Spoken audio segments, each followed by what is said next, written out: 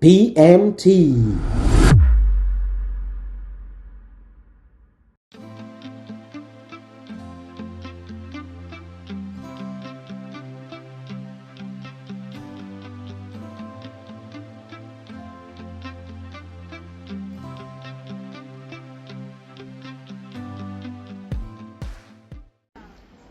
C'est sur ce site magnifique que nous nous retrouvons aujourd'hui pour votre émission Révèle-moi.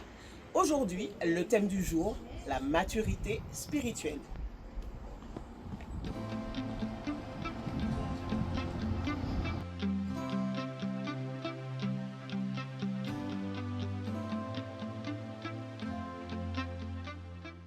Quand les enfants d'Israël, sortis du milieu de l'Égypte après 400 ans de captivité, Dieu les conduisit vers la mer Rouge.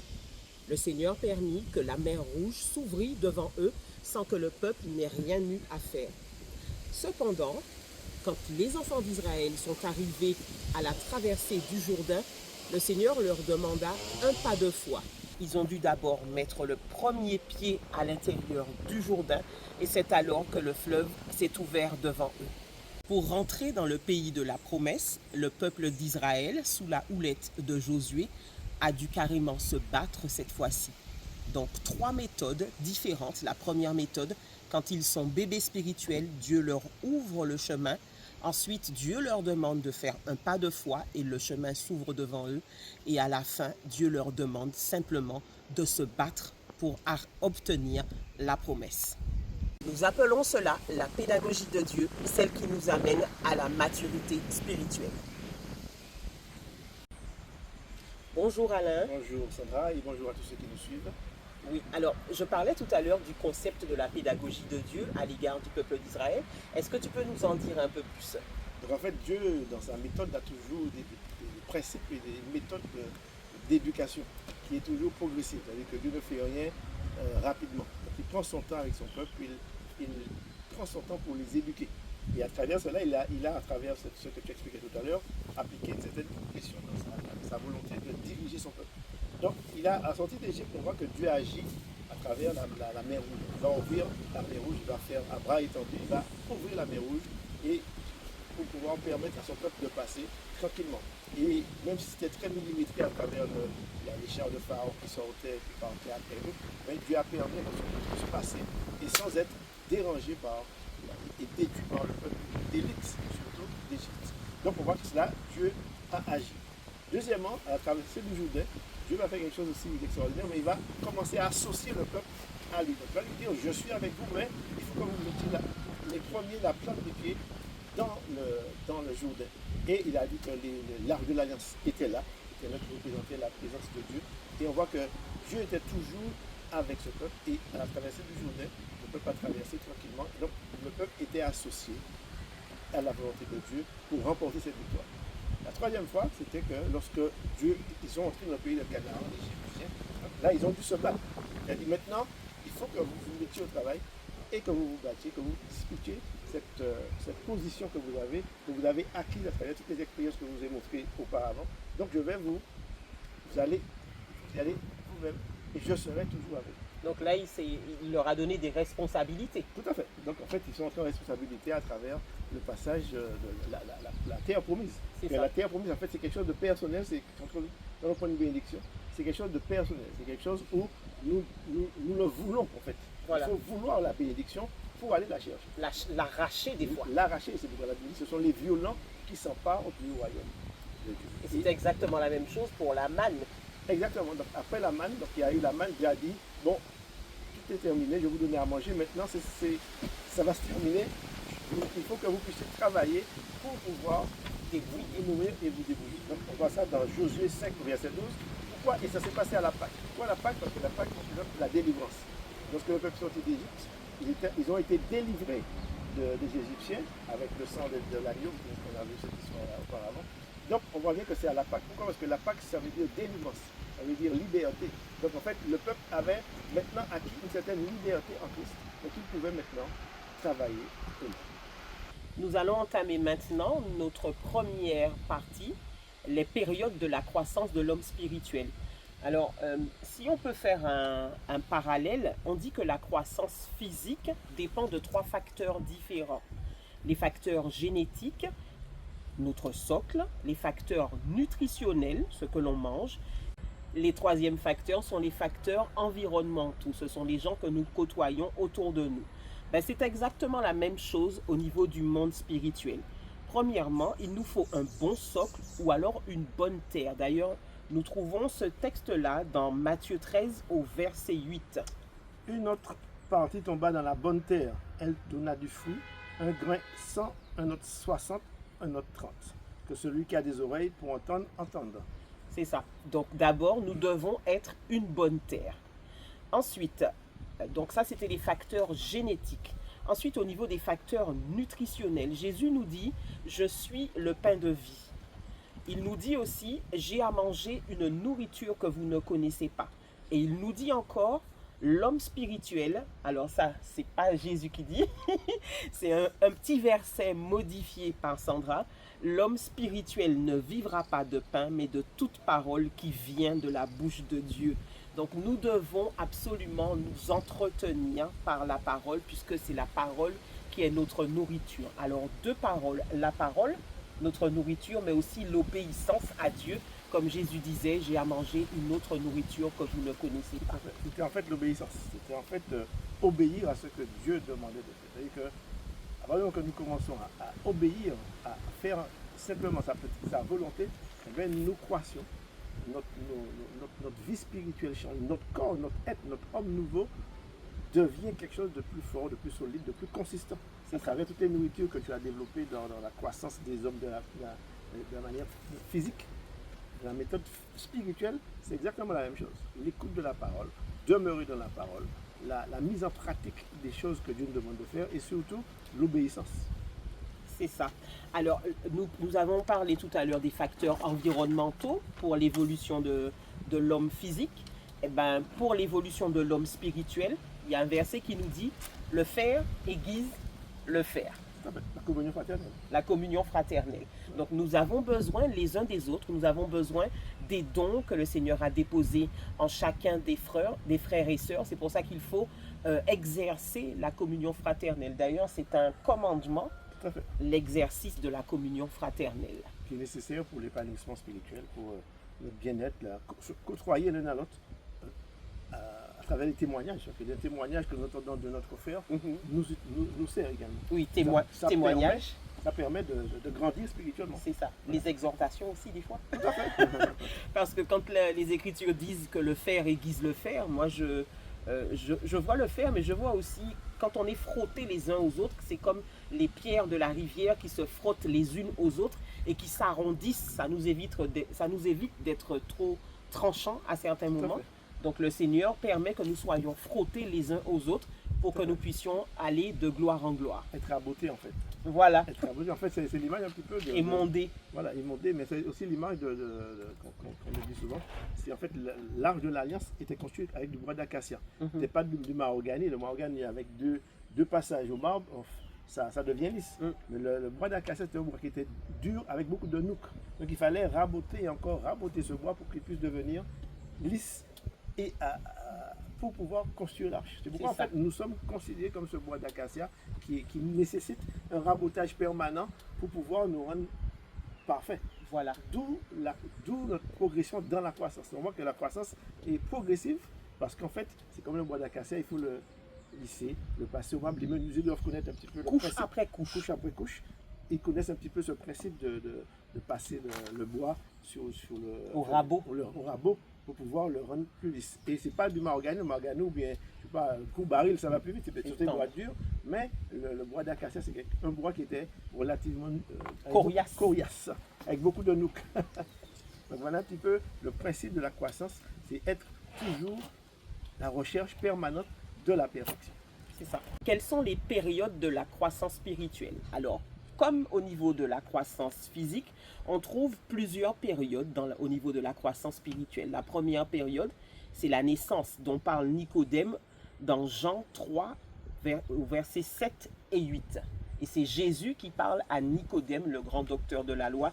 Il lui parle de cette croissance-là. Tout à fait. Il lui dit en fait ce que tout chrétien devrait savoir, tout chrétien né de nouveau, c'est-à-dire que si vous ne naissiez de nouveau, vous ne pouvez pas voir le royaume de Dieu. Et Nicodème qui lui dit, mais comment faut-il que je naisse et repasser par le sein de ma mère? Et Jésus lui répond que comment? Tu es docteur de la loi, tu ne sais pas ces choses. Donc c'était une naissance purement spirituelle. C'est ça. On voit bien qu'il y a une naissance physique, mais il y a aussi une naissance spirituelle. C'est-à-dire qu'on ne peut pas venir à Dieu sans passer par la nouvelle naissance, qu'on appelle la nouvelle naissance. Et c'est là où nous devenons des bébés spirituels. C'est ça. Donc c'est la naissance de l'esprit. Exact. Voilà. Nous sommes en connexion avec Dieu. Dieu nous met en connexion avec lui. Mais ça ne veut pas dire que nous sommes devenus des êtres spirituels. Non. On va prendre un verset qui nous dit cela dans 1 Corinthiens 3, verset 1. Pour moi, frère, ce n'est pas comme à des hommes spirituels que j'ai pu vous parler, mais comme à des hommes charnels, comme à des enfants en Christ. Donc on voit bien que les enfants en Christ nouveau-nés sont encore des êtres charnels. Ils ne sont pas encore dans la maturité spirituelle.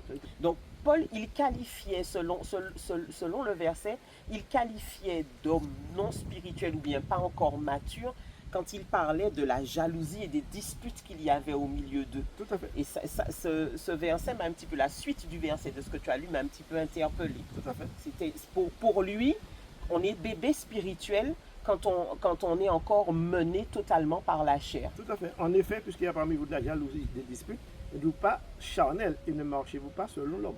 On voit bien qu'il y a une différence entre l'homme charnel et l'homme spirituel. C'est-à-dire qu'il y a des disputes, des querelles, peut-être des petites querelles pour rien du tout. Donc en fait, on voit que c'est encore du domaine du charnel. Tout à fait. En fait, nous n'avons pas acquis encore cette maturité, cette sagesse que Dieu attend de nous pour pouvoir en mettre, parce que ce sera très important tout à l'heure d'entendre ça, que la spiritualité, la vraie, celle de l'homme mature, produit beaucoup de fruits. D'accord? Tout à fait. Tout à fait.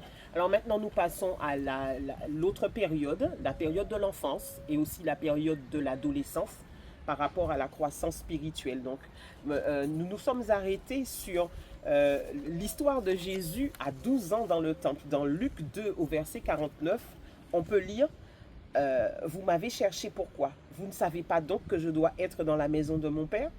Donc là, c'est pour remettre un petit peu dans le contexte, c'est Jésus, il est parti avec ses parents, ils sont partis à Jérusalem, et puis il décide de ne pas rentrer avec eux, il reste dans le temple. Il a 12 ans, il décide de ne pas rentrer, il pense qu'il est suffisamment grand pour se débrouiller tout seul. Et ses parents rentrent à la maison, ils ne se rendent pas compte de son absence, et puis au bout d'un moment, ils voient que Jésus n'est pas avec eux. Et ils le retrouvent 3 jours plus tard dans le temple à écouter, à poser des questions au docteur de la loi.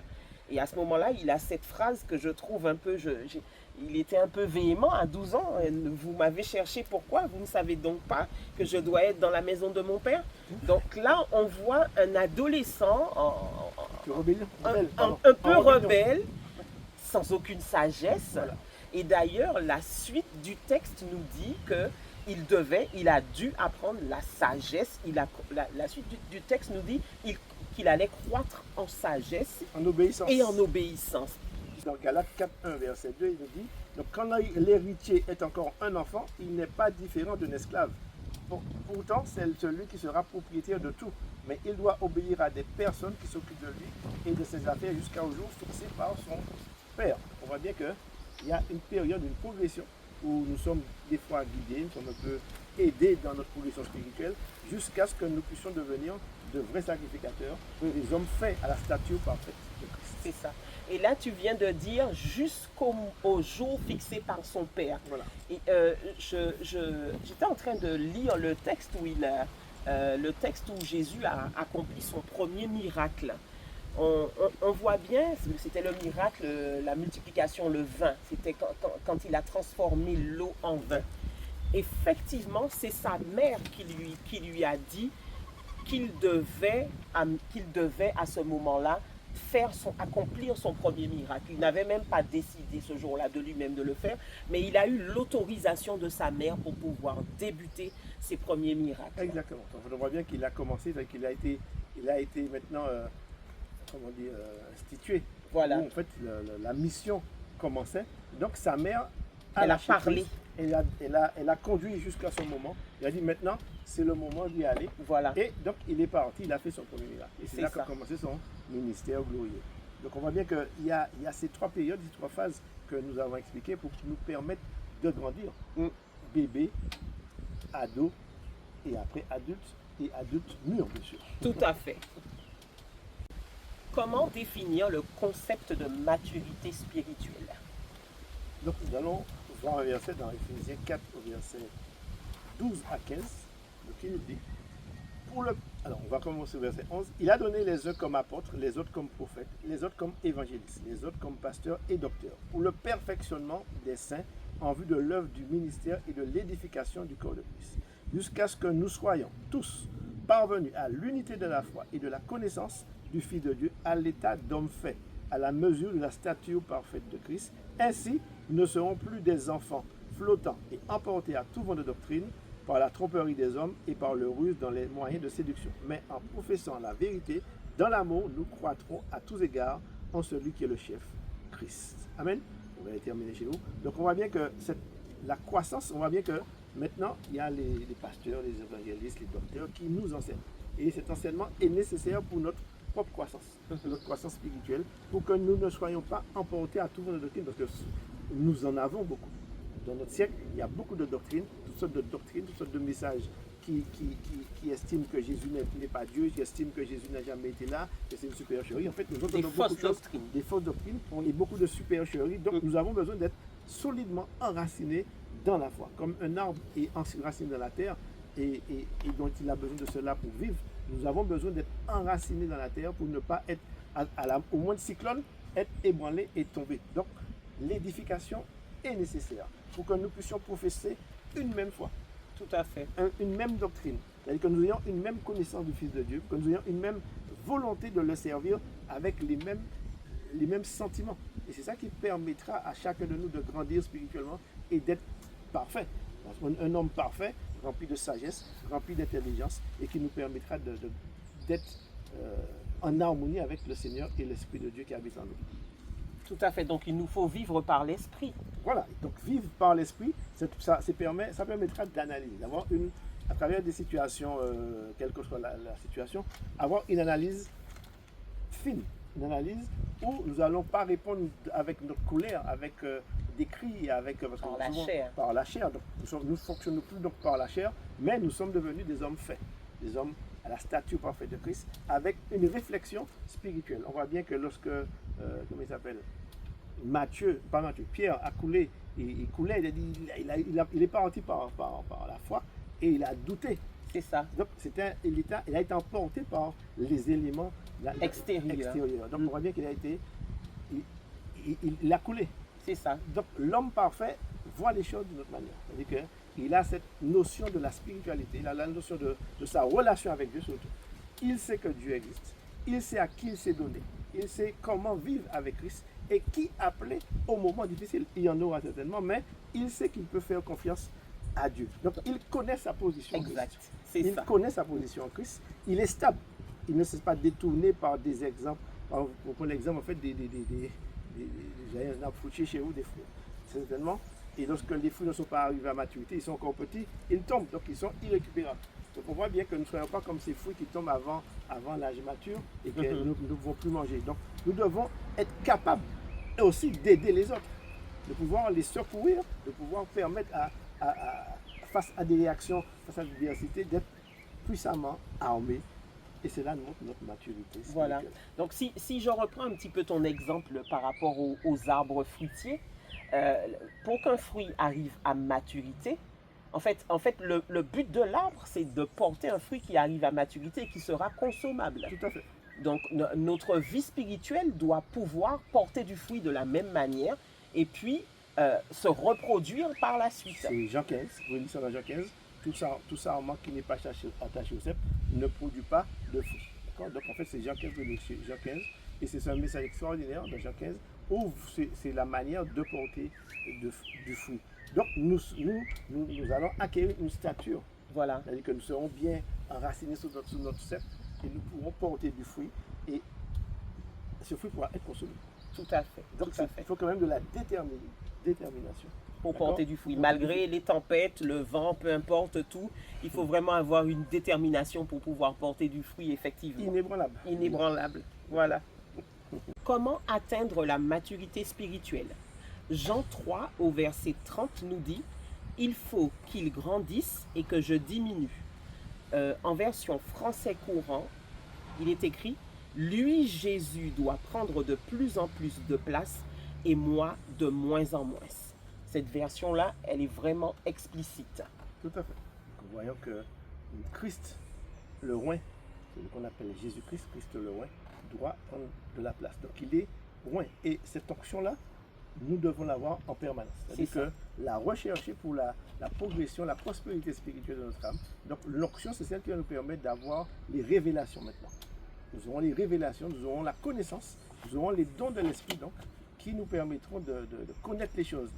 La connaissance, c'est ça, en fait, c'est d'avoir lorsqu'on nous avons devant une situation, nous avons une révélation comme quoi on sait quelque chose. On ne sait pas pourquoi, mais ça devient une vérité inébranlable et on accomplit simplement cette volonté. C'est-à-dire qu'on met en place la parole de Dieu, on met en place ce que Dieu a décrit pour nous. Et c'est ça, être sous l'onction de l'esprit. C'est ça. Et cette onction, Dieu nous l'a donnée. Alors, j'aime beaucoup ce verset, hein. Il faut qu'il grandisse et que je diminue. En fait, je vois ça en deux étapes. C'est comme s'il y avait un corps physique et puis un corps spirituel. Une vie physique et une vie spirituelle. Et la vie physique doit diminuer au détriment de la vie spirituelle. Et je pense que c'est ce que Jean voulait dire. Il voulait dire que Jésus devait prendre de plus en plus de place. Et lui, il devait laisser la place de plus en plus à Jésus.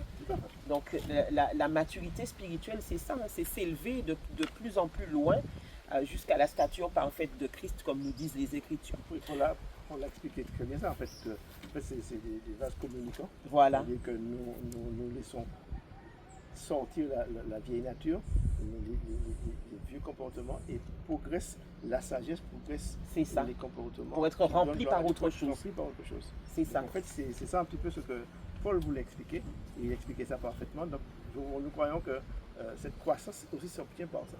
Tout à fait. Laisser Christ grandir en nous. Voilà. Alors, comment le faire? D'abord, par la parole. Tout à fait. Dans 1 Pierre 2 au verset 2, on nous dit, comme des bébés qui viennent de naître, désirez le lait de la parole de Dieu. C'est un lait sans mélange, alors en la buvant, vous grandirez et vous serez sauvés. Tout à fait. Donc par la parole, il nous faut absolument nous entretenir par la lecture quotidienne de la parole pour que nous puissions emmagasiner un certain nombre de versets. Je sais que le Saint-Esprit, à certains moments, quand on a emmagasiné un certain nombre de versets et puis qu'une situation se présente devant nous, il sera plus facile pour lui de faire remonter à notre esprit quelque chose sur laquelle nous avons déjà travaillé. Donc, là, il nous faut absolument mémoriser la parole pour que nous puissions, c'est comme la batterie d'un téléphone, hein, donc nous devons charger le téléphone à 100%, comme ça, le jour où il en a besoin, il récupère un peu de charge et puis il a de quoi fonctionner. Mais si nous ne faisons pas de charge, nous sommes vides, nous ne pourrons pas fonctionner au moment où nous en aurons besoin. Et dans toute vie, on a besoin de charge. Voilà, en fait, il faut que le chrétien puisse lire toute la Bible au moins une fois dans sa vie. Une fois, c'est-à-dire que les versets seront inscrits. Et au moment opportun, il en aura besoin. Et il y a des versets pour lesquels on a lu, on a trouvé ça un peu barbant, c'est en fait, lorsqu'on va lire la généalogie, enfant de ceci, enfant de cela, enfant de ceci, ça peut être un peu barbant, mais une fois qu'on a compris que Jésus est fils de Dieu, pourquoi il est Dieu et pourtant qu'il est roi? Parce qu'il était fils de roi qui s'appelle David. Donc après, est-ce qu'on aura compris ça? Donc on voit qu'il y a une utilité à cela, et que certains fils ne sont pas compris dans la généalogie, tel que Caïn n'est pas de la généalogie de Jésus. C'est ça. Donc on voit bien que d'où il sort, il y a un sens. Donc il y a un sens pour comprendre les événements futurs, comprendre pourquoi en fait nous souffrons tant ces temps-ci, pourquoi il y a beaucoup de confusion dans le monde, parce qu'on a expliqué dans le podcast précédent qu'il y avait les fils de Dieu et les fils du diable. Donc on voit bien que toutes ces choses, nous devrions les connaître, et c'est ça qui nous permettra de résister face à l'adversité. Tout à fait. Résister Il est écrit. Il est écrit. Donc il faut savoir que lorsque Jésus a été confronté justement à Satan en sortie du désert, il a simplement dit, il est écrit. Il fallait qu'il les mémorise, sinon Voilà. il n'aurait pas pu se fait. défendre. Tout à fait. Donc on voit bien que la Bible nous dit dans Jude 1 verset 20, vous édifiant vous-même sur votre très sainte foi en pratiquant En priant le Saint-Esprit. Pardon. Donc ça, c'est le deuxième point, c'est la Voilà, prière. La prière. Voilà. La prière, voilà. Donc effectivement, la prière nous tient en communion permanente avec le Seigneur. Donc, et puis la Bible nous dit, priez sans cesse. Sans cesse. Ne vous arrêtez pas de prier. Donc c'est la deuxième chose que nous devons mettre en place pour pouvoir atteindre la maturité spirituelle, c'est la prière. Et puis nous parlerons aussi de la prière en langue. Dans 1 Corinthiens 14 au verset 4, on dit que celui qui parle en langue se construit lui-même. Quand on parle de construction, on parle d'édification, on parle de bâtir quelque chose. Donc, si vous voulez bâtir votre être spirituel, c'est le conseil que nous pouvons donner, c'est de pratiquer régulièrement le parler en langue. D'accord. Même chez vous, vous pouvez le faire. Vous en avez déjà qui n'aiment pas trop parler. Mais en fait, chez vous, vous pouvez parler en langue, pratiquer le parler en langue qui vous permettra de vous édifier. Vous allez voir qu'il y a une puissance qui se dégage dans le parler en langue. Tout à fait. Et vous allez voir que des choses que vous ne comprenez pas, ce sera... vous allez peut-être avoir une révélation après. Nouvelle. Une révélation nouvelle. C'est une prière C'est parfaite. une prière, voilà. Donc c'est la prière. Et puis il y a aussi la communion fraternelle, comme on l'a déjà dit plus haut. La communion fraternelle, c'est-à-dire que la relation avec nos frères et sœurs, l'amour, le pardon, en fait des relations saines en fait, dont on parle dans l'environnement là maintenant. L'environnement c'est la communion fraternelle, l'amour fraternel, le partage aussi fraternel, les agapes. En fait tout ça nous permet l'édification de l'homme nouveau que nous sommes devenus. Tout à fait. Voilà. Donc la communion fraternelle dont tu parlais. Et puis aussi, il vous faut absolument rester attaché à Christ. Jean 15, verset 4 nous dit « Restez attachés à moi comme je reste attaché à vous. Une branche ne peut pas donner de fruits toute seule. » Donc nous sommes obligés de rester attachés à Christ pour pouvoir grandir en maturité spirituelle. Exactement. Donc en fait, tous ces écrits sont là pour notre édification. Ces écrits sont là pour nous permettre de devenir des hommes matures. Tout à fait. Et étant un être mature, donc on peut être consommé, on peut vivre. Dieu peut donc nous utiliser parfaitement pour l'édification de l'Église, pour la progression de sa volonté, pour faire croître tout à fait la parole à travers d'autres frères et sœurs. Alors tout à l'heure, tu parlais de la communion fraternelle. Dans la communion fraternelle, il y a aussi les dons qui sont donnés pour l'édification de l'Église. Exact. Souvent, on voit qu'il y a de la concurrence entre chrétiens, alors qu'il ne faudrait pas qu'il en soit ainsi, puisque l'un a reçu un don, l'autre a reçu un autre don, et tous les dons doivent fonctionner dans une parfaite complémentarité, puisqu'ils sont là pour l'édification commune, l'édification de l'Église. Et donc, celui qui a reçu le don de guérir les malades ne peut pas jalouser celui qui a reçu le don d'enseigner. Je n'en sais rien. En fait, il faut pouvoir se retrancher un peu en arrière et voir uniquement Christ. Parce qu'en fait, nous ne sommes pas au niveau des ministères pour pouvoir agir pour notre propre bon plaisir, mais nous sommes là pour accomplir la volonté de Dieu, la volonté parfaite de Dieu. Donc il faut véritablement que nous arrivions à nous accepter les uns les autres dans les différents dons qui nous ont été donnés. Ça passe par le pardon. Parce qu'en fait, souvent, si on veut être en conflit avec un frère ou une sœur, nous devons être en mesure, en tant que chrétiens, de se pardonner. C'est inéluctable.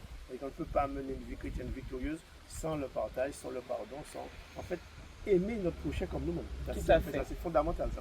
Tout à fait, tout à fait.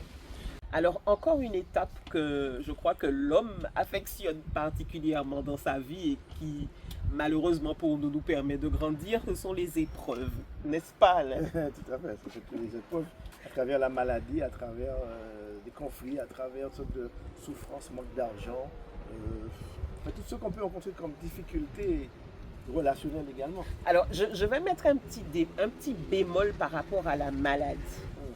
Parce que moi, je me suis toujours posé une question. Est-ce que véritablement Dieu nous éprouve par la maladie.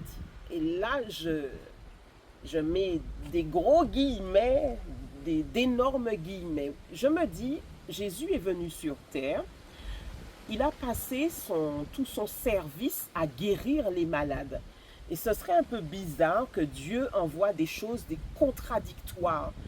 Si Dieu envoyait la maladie pour nous éprouver, pourquoi est-ce que Jésus, en étant sur terre, a guéri? Il ne faisait que ça, guérir les malades, chasser les démons. Donc ça me semble un peu bizarre. Et d'autre part, il y a un autre un commandement qu'il nous laisse après avoir reçu le Saint-Esprit. Il dit, allez, la première chose qu'il dit, c'est guérissez les malades.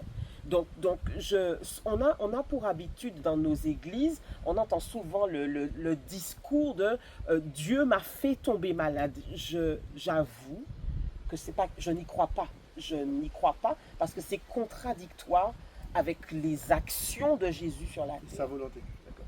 Donc Dieu veut, en fait, la maladie n'est pas à la gloire de Dieu.